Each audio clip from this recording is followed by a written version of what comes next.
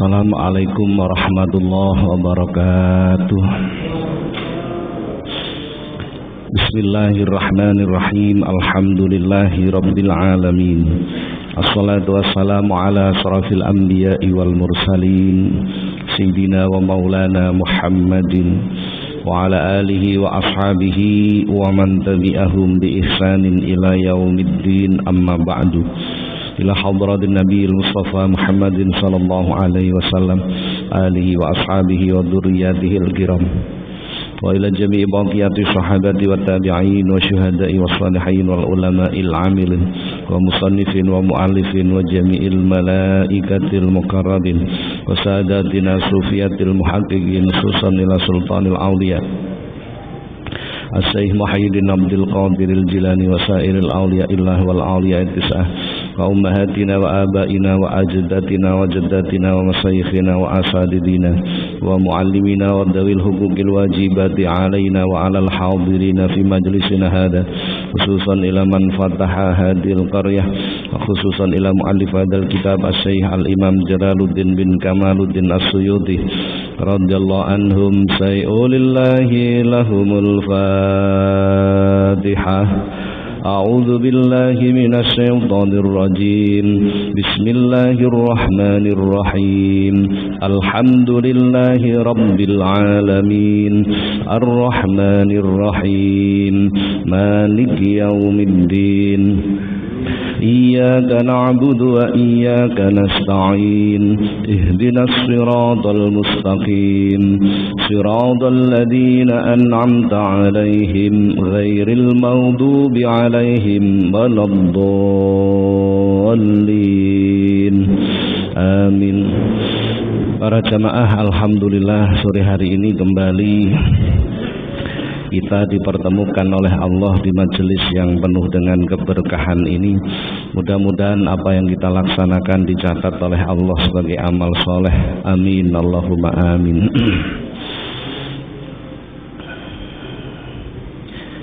Hadis nomor 5 masih menerangkan tentang keutamaan ilmu dan ulama. Bismillahirrahmanirrahim. Qala al-musannif rahimahullah ta'ala wa nafa'ana Allah bihi wa bi'ulumihi wa a'ada alaina min barakatihi wa asrarihi fid dharaini amin. Wa qala sallallahu alaihi wasallam, lan dawuh Kanjeng Nabi sallallahu alaihi wasallam, akrimu padha mulyakno sira kabeh al ulama'a ing ulama, fa innahu maqastuhune ulama indallahi mungguhe Gusti Allah iku kurama'u wong kang mulya, mukarramuna tur den mulyaake.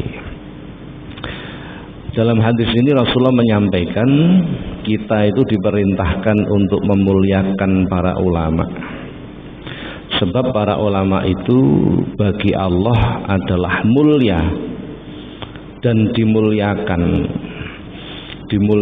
oleh para malaikat Allah. Para jamaah, ta'zimu ma'adzamallahu muta'ayyinun wa iftiqaru dzalika rubbama kufra. Memuliakan apa-apa yang dimuliakan Allah itu sudah semestinya. Wa iftiqaru dzalika rubbama kufra, meremehkan apa-apa yang dimuliakan Allah itu akan menjadikan kita kufur. Contoh, Allah memuliakan Masjidil Haram, maka sudah sepantasnya kita memuliakan Masjidil Haram. Allah memuliakan para nabi, maka sudah sepantasnya kita memuliakan para nabi. Apapun yang dimuliakan Allah, maka sepantasnya pula kita memuliakan. Allah memuliakan Al-Quran, maka kita pun harus begitu. Meremehkan apa-apa yang dimuliakan Allah itu akan menjadikan kita kufur. Lah ini yang jarang nih. Jadi akhlak itu urutan pertama.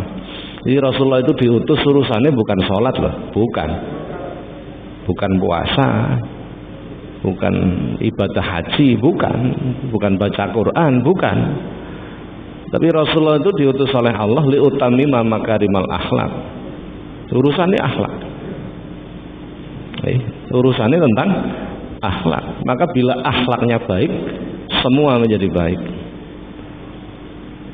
Nah ini yang banyak orang lupa. Sehingga terkadang ketika kita merasa ibadah kita itu sudah baik, sudah banyak, cenderung meremehkan orang lain. Nah ini lupa namanya. Padahal akhlak itu nomor satu sudah.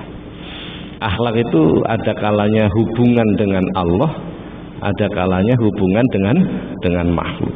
Nah, pun para jamaah kembali memuliakan para ulama. Kenapa Allah itu memuliakan para ulama? Nah, ini yang sedikit perlu kita bahas sih. Kenapa Allah itu memuliakan para ulama? Dalam Al-Quran Allah subhanahu wa ta'ala berfirman, inna akramakum indallahi atqakum. Sesungguhnya yang paling mulia di antara kalian di hadapan Allah adalah orang yang paling bertakwa. Saya mengambil makna yang paling sederhana dari takwa itu, menjalankan perintah, meninggalkan larangan. Itu makna paling sederhana itu. Menjalankan perintah, meninggalkan larangan. Maka tidak mungkin orang itu menjalankan perintah bila tidak tahu mana yang menjadi perintah. Kan begitu kan? Tidak semua perintah itu wajib. Kalau dalam ilmu kaidah fikih, ada kalanya al-amru lil wujub, perintah itu menunjukkan wajib. Tapi ada kalanya pula al-amru lil mandub, perintah itu menunjukkan sunnah. Jadi tidak semua perintah itu wajib, tidak semua. Ini kalau kita membaca hadis, membaca Quran, di situ ada amr, ada perintah, hati-hati. Belum tentu itu wajib. Belum tentu itu wajib. Yang bisa membedakan ini siapa? Ya para ulama. Contoh, dalam Al-Quran ada perintah, fankihu ma toba lakum minan nisa'i masna wa sulasa wa ruba'. Menikahlah kalian.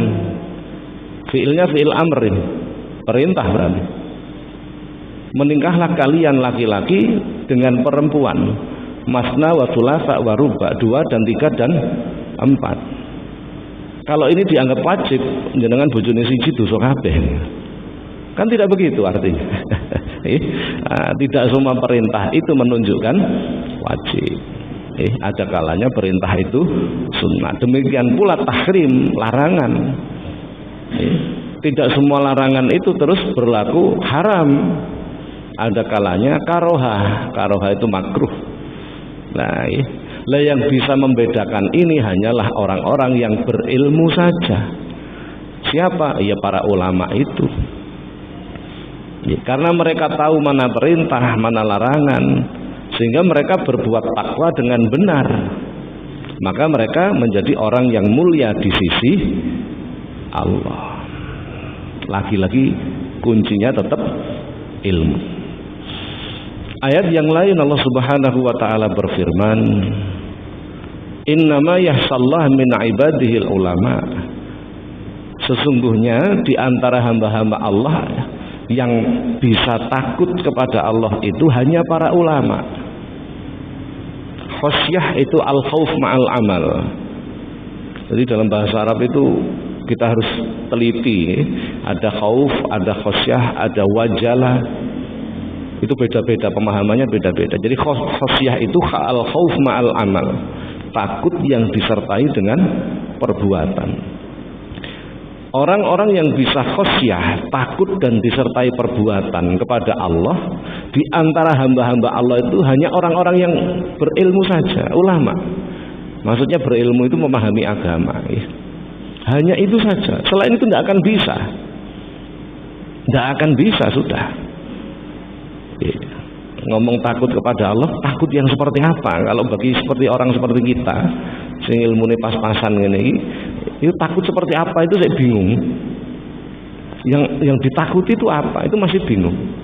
Tapi bagi orang-orang yang alim, mereka betul-betul paham takut itu seperti apa. Quran mengatakan seperti itu.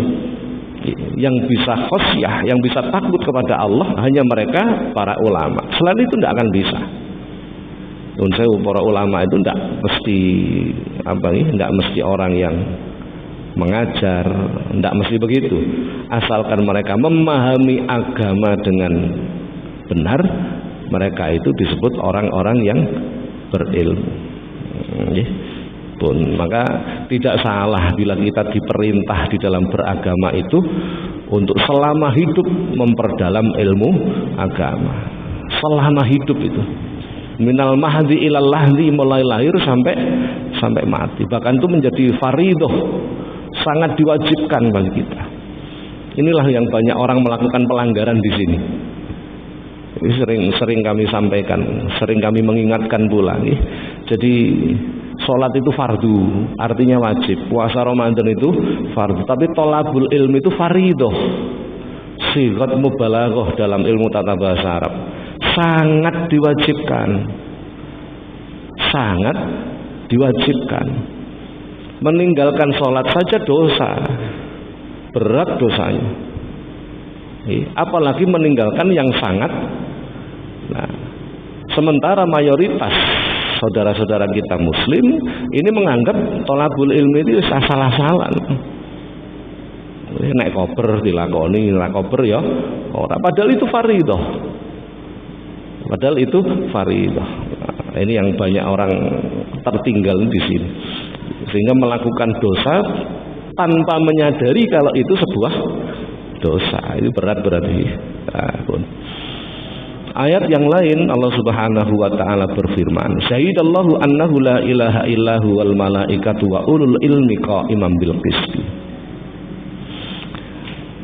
Dalam ayat ini Allah itu membuat sebuah statement bahwa tidak ada Tuhan selain Allah. Setelah Allah membuat statement seperti ini, maka kemudian para malaikat itu membuktikan. Kalimatnya menggunakan syahidah. Syahidah itu artinya bersaksi.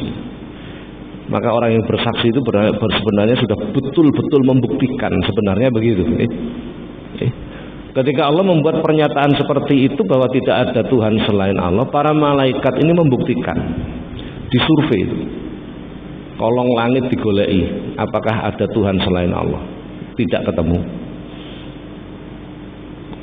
Bumi ini dijelajahi oleh para malaikat untuk mencari Tuhan selain Allah. Ternyata tidak ditemukan pula. Maka para malaikat pun kemudian ikrar bahwa benar tidak ada Tuhan selain Allah. Artinya apa? Para malaikat ini membuktikan bahwa tidak ada Tuhan selain Allah. Kata syahidah itu sebenarnya pembuktian. Ini kalau panjenengan mau syahadat, syahadat itu tidak main-main itu sebenarnya. Tidak sekedar ucapan. Saya bersaksi. Penyaksian itu sebenarnya tidak main-main. Syahidallahu annahu la ilaha illahu wal malaikatu. Yang ketiga, wa ulul ilmi, demikian pula orang-orang beriman. Hanya mereka orang-orang berilmu, hanya merekalah orang-orang yang berilmu yang bisa membuktikan bahwa tidak ada Tuhan selain Allah. Nun sewu, kula jenengan ini belum kategori orang berilmu, belum. Masih berupaya untuk menjadi orang berilmu. Kita itu sebenarnya masih cukup jauh dikatakan orang berilmu. Betul itu. Betul itu. Maka selain orang berilmu itu akan mempunyai kecenderungan menuhankan selain Allah. Kan begitu mafhumnya. Quran itu. Jadi malaikat membuktikan, demikian pula orang-orang berilmu, mereka membuktikan bahwa benar tidak ada Tuhan selain Allah. Mafhum mukhalafahnya, maka orang yang tidak berilmu itu mempunyai kecenderungan mempunyai Tuhan selain Allah. Quran ini. Quran. Lah maka kembali, kita itu betul-betul didorong oleh Rasulullah menjadi orang yang berilmu supaya tauhid kita benar. Tauhid kita benar. Di mukadimah pertemuan kita yang awal, ilmu yang wajib itu cuma 3 sebenarnya. Pertama, ilmu fikih, al-ilmu alladzi yusahhihul ibadah. Ilmu yang menjadikan ibadah kita benar. Carane wudu, carane salat, poso, carane jual beli, carane menikah, carane bertetangga. Fikih semua itu. Yang kedua namanya ilmu tauhid, al-ilmu alladzi yusahhihul aqidah. Ilmu yang menjadikan akidah benar. Sapa pangeranmu Kang? Gusti Allah. Sapa Gusti Allah itu? Mentok sudah tidak bisa jawab sudah. Mempelajari ilmu akidah, bagaimana kita mengenal Allah. Sebab kita diciptakan oleh Allah itu tujuannya mengenal Allah. Hadis qudsi itu. Yaqulullah azza wa jalla, kuntu kanzan mahfiyan fa ahbabtu an u'rafa fa khalaqtul khalqa liya'rifani. Allah menyampaikan, aku ini sesuatu yang tersembunyi, kata Allah, dulu sebelum ada makhluk. Kemudian Allah ini menginginkan untuk dikenal, maka kemudian Allah menciptakan makhluk. Jagat raya ini diciptakan oleh Allah. Liya'rifani, kata Allah, untuk mengenalku. Liya'rifani ini para mufasir, para ulama kemudian memberi makna ai liya'buduni, menghamba kepada Allah. Kita diciptakan Allah itu untuk mengenal Allah. Dalam hadis yang lain, awalu wajibin alal insan ma'rifatul ilahin bil istiqan. Kewajiban pertama kali bagi manusia itu adalah mengenal Allah melalui keyakinan. Sifat wajibnya, sifat jaiz, sifat mukhal, sifat uluhiyah, sifat rububiyah, sifat salbiyah. Ini wajib kita kenal. Panjenengan sholat sujud nyembah Gusti Allah, tapi kok ora kenal Gusti Allah, lu kan aneh ini. Kan begitu kan? Ini sering kami sampaikan. Jadi tahun berapa itu ada muktamar ulama internasional di Jakarta ini. Sekitar tahun 2000 berapa, 2006 atau berapa ini. Kita ini terkoreksi. Jadi orang-orang sedunia itu memuji Indonesia, muslim terbesar dunia. Cuman yang paling rentan pemahaman keagamaannya. Kenapa? Karena rata-rata Islam keturunan, bukan Islam pemahaman. Rata-rata itu sudah. Makanya aneh Indonesia itu. Ono wong ngaku jadi nabi, jamaah yo akeh, ngene mboten. Kapan hari itu kan gitu kan? Lah kan itu berarti menunjukkan bahwa tidak lama kemudian ada seorang perempuan ngaku jadi malaikat Jibril. Itu aneh, tapi yang paling aneh ternyata jamaahnya banyak. Ini kan sudah indikasi. Yang terakhir ini malah aneh meleh. Ngebom wong jarene mlebu swarga. Yang aneh lagi banyak Lah ini kan menunjukkan bahwa pemahaman beragama kita itu masih lemah. Dimanapun masjid saya selalu berupaya ayo ngaji. Sudahlah, tidak ada ibadah paling tinggi kecuali thalabul ilmi. Jenengan butuh dalil pirang keranjang kula siapke saestune. Tidak ada yang melebihi itu sudah.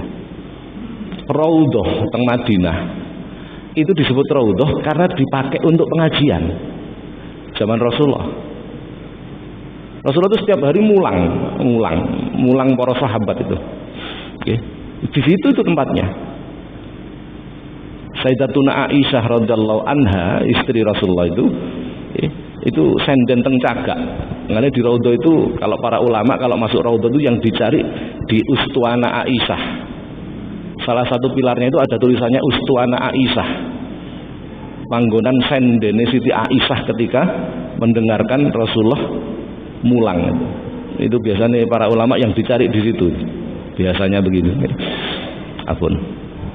Jadi raudhah itu disebut raudhah karena digunakan sebagai majelis ilmu, jangan salah. Itu sebabnya.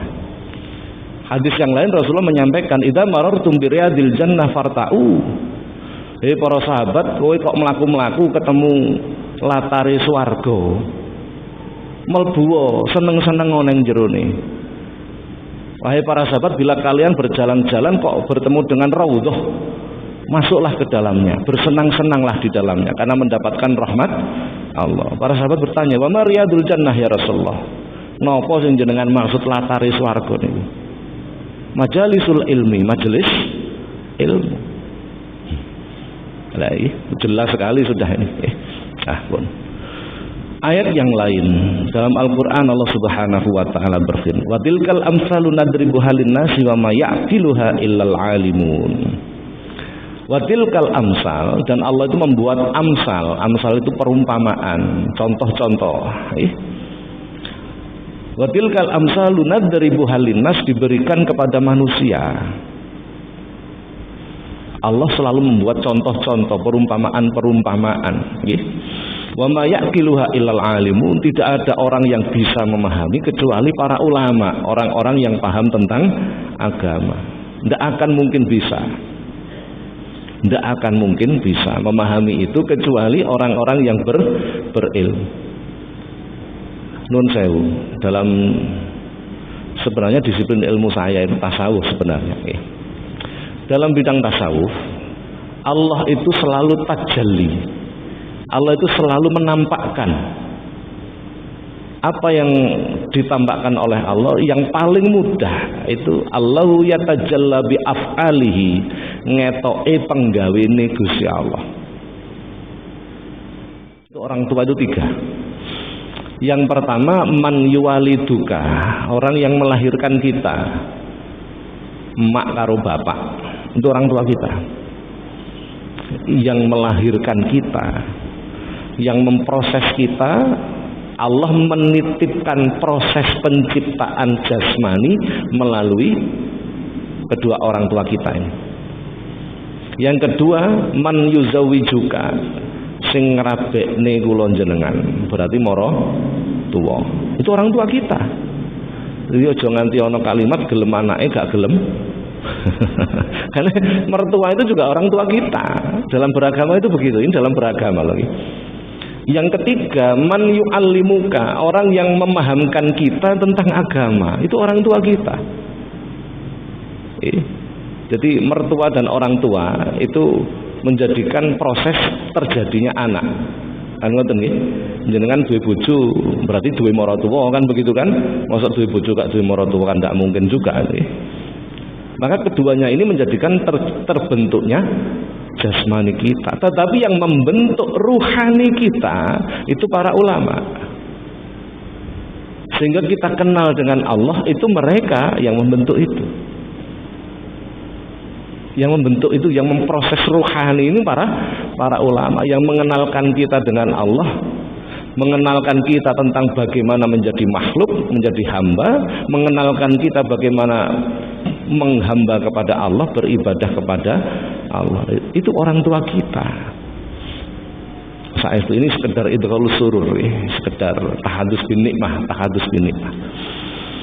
Jadi kalau sampai hari ini kalau guru saya itu nelpon mesti bertanya, repot orang. Tidak pernah saya ngomong repot itu. Tidak pernah. Saya selalu mengatakan longgar, wonten dawuh yai. Anu rene ya. Walaupun sesibuk apapun saya berangkat. Karena orang tua. Nah, jadi dalam beragama itu seperti itu.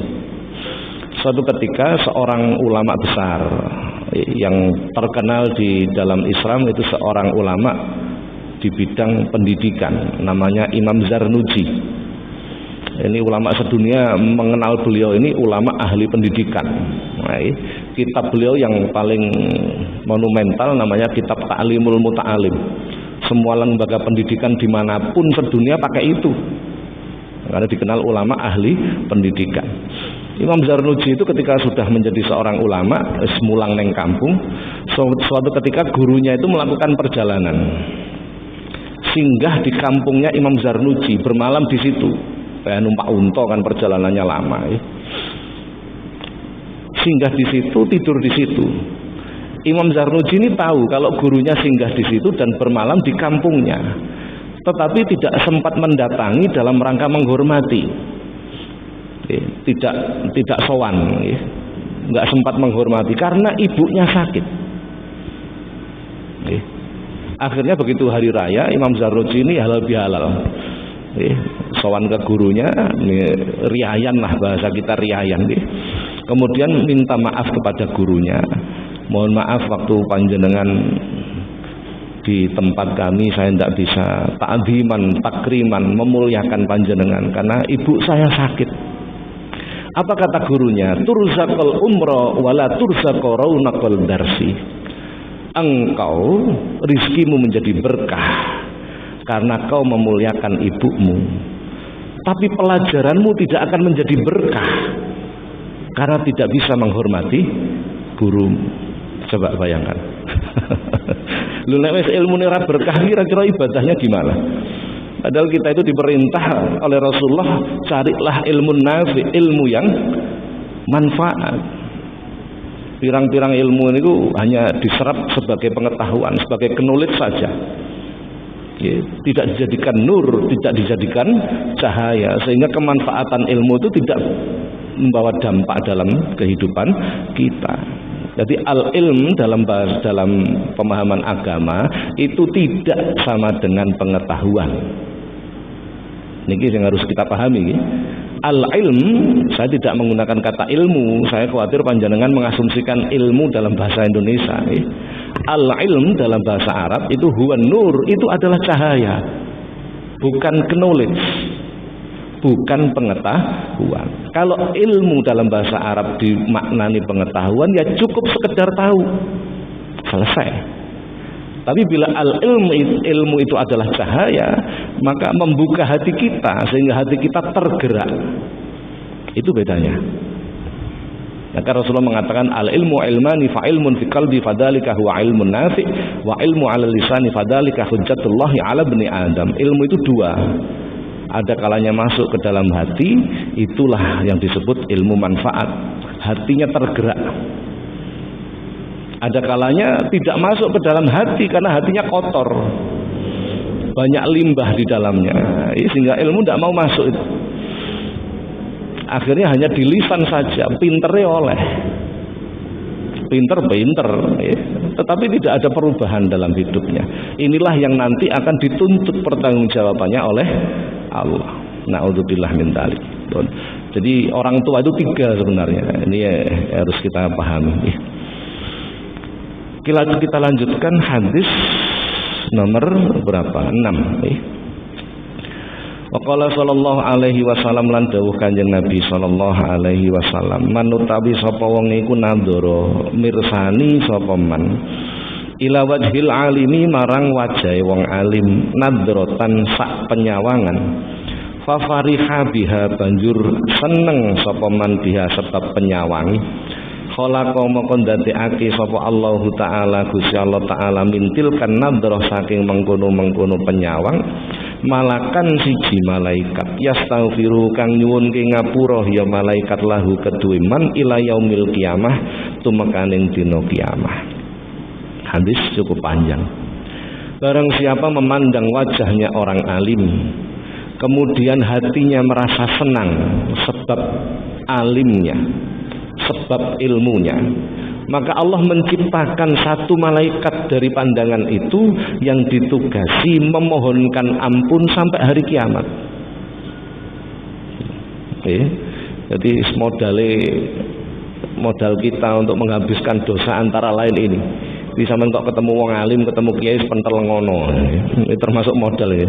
Sampai hati kita senang dengan ilmunya. Ini yang dimaksud. Karena bila muncul dalam hati kita itu cinta kepada ilmu, itu tanda-tanda orang baik. Nun sewu.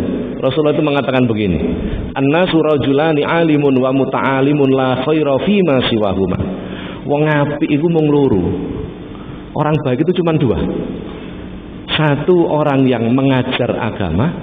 Dua, orang yang belajar agama. Selain ini tidak disebut orang baik. Masih sholati sregep, sedekah rutin, wiridane rutin, posone rutin, tidak disebut orang baik. Rasulullah yang mengatakan. Karena apa? Dikhawatirkan sholatnya tanpa ilmu. Dikhawatirkan puasanya tanpa ilmu.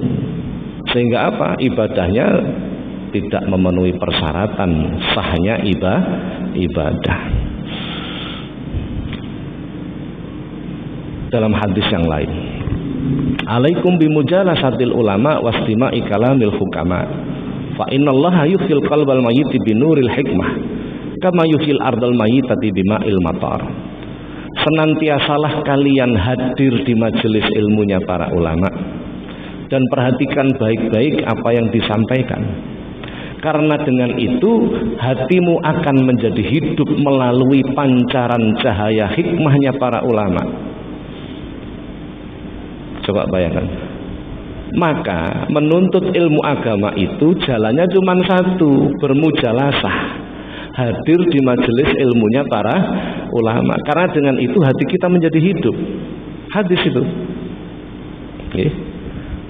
Dengan itu kita hadir di majelis ilmunya para ulama, memandang wajah ulama, muncul rasa cinta terhadap ilmu, maka Allah mengampuni dosa kita. Allah menciptakan malaikat yang terus mendoakan kita. Coba panjenengan belajar lewat TV. Orang ono nggak berlaku hadis ini. Hati kita nggak akan pernah bisa hidup. Kita nggak akan pernah didoakan oleh para malaikat. Sing ndonga malaikat nggak main-main. Kira-kira gimana nek malaikat yang berdoa? Nggak main-main. Makhluk yang tidak pernah melakukan dosa yang mendoakan kita. Ada satu cerita pada zaman Al-Imam Abu Yazid Al-Bustami. Beliau ini wafat tahun 264 Hijrah. Ulama mutaqaddimin, ulama salafus salih. Itu pada zamannya sebelum zamannya Imam Bukhari. Jadi ulama-ulama kelas itu. Beliau ini Imam Abu Yazid Al-Bustami terkenal dengan kewaliannya.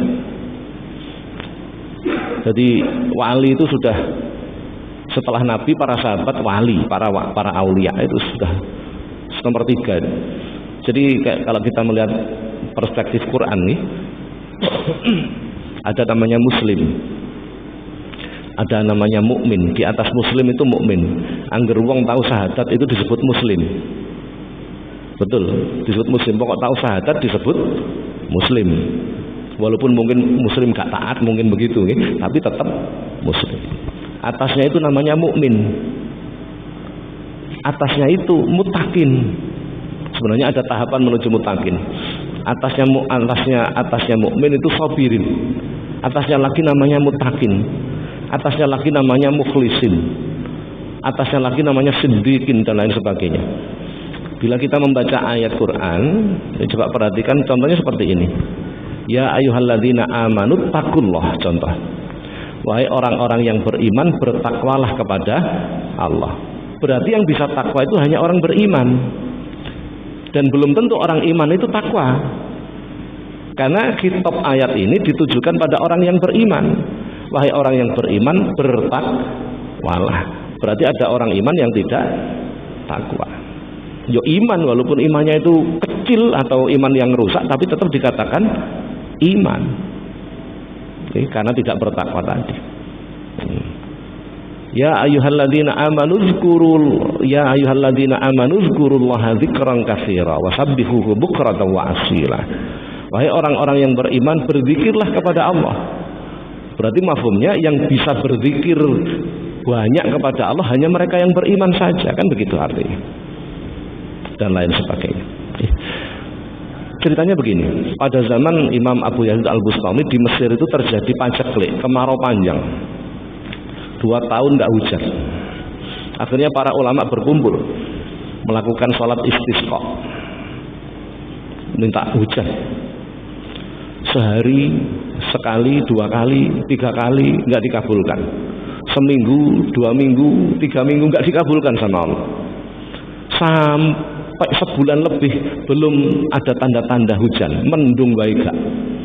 Padahal ini yang melakukan sholat istisqa para ulama dan jamaah banyak sekali. Allah belum mengabulkan. Para ulama itu mulai gelisah. Arep diterusno iku wis pegel. Arep mandek khawatir putus asa, kan begitu kan. Lha iki sing ulama mawon sing ngoten apa meneh sing gak ulama iki. Kula jenengan wiridan iku wis kadung suwi kok gak kabul-kabul. Arep mandek kok diarani putus asa, kan kurang lebih begitulah. Suatu ketika selesai sholat istisqa, selesai buyaran, imamnya sholat ini berjalan pulang berpapasan dengan seorang perempuan tua. Ditakoni sama imame salat istisqa ini, Mbah Putri jenengan badhe teng pundi? Kula niki badhe silaturahmi teng Iskandariyah tenggene sederek kula. Lho kok tebih? Nggih, kula niki kepingin silaturahmi suwi gak ketemu. Karena ulama dia tahu musafir itu kan doanya mustajabah, kan begitu kan? Musafir itu doanya mustajabah. Akhirnya imami salat istisqa ini minta doa pada Mbah Putri ini. Panjenengan dongake supaya ndang mudhun udan. Kita di sini 2 tahun enggak mendapatkan hujan. Mbah Putri ini matur, kula mboten saged ndonga, kula gak apal dongane njaluk udan. Pun sak saged-sagede basa apa terserah.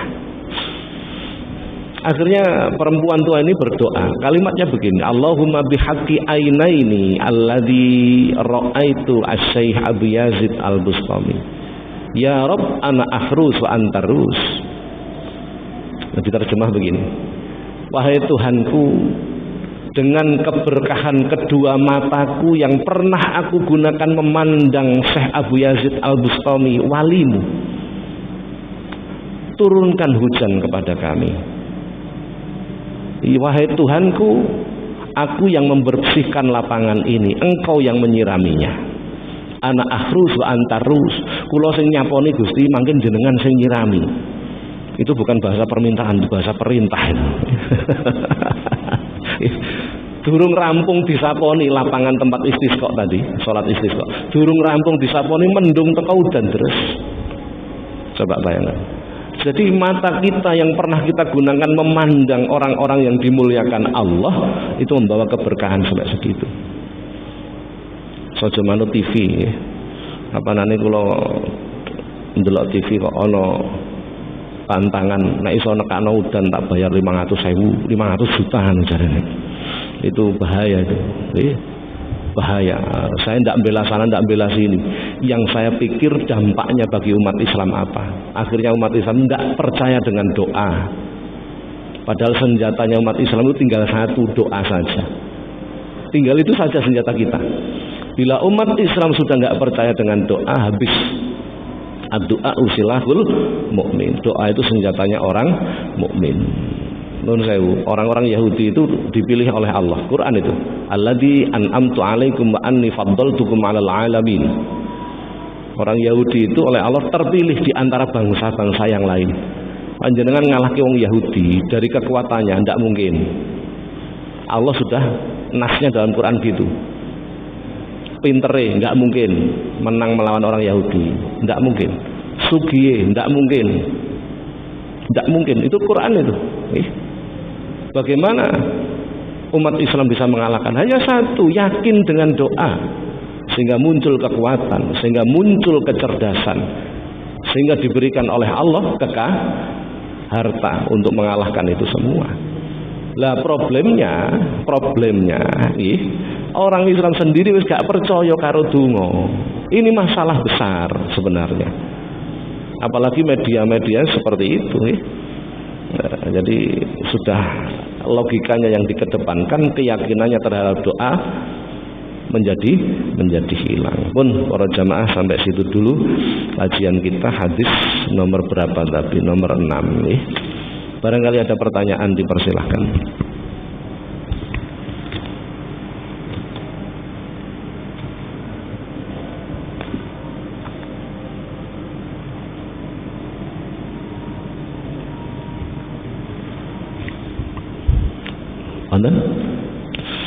Sampun nggih. Insyaallah kita sambung pertemuan yang akan datang. Mudah-mudahan manfaat. Al-Fatihah.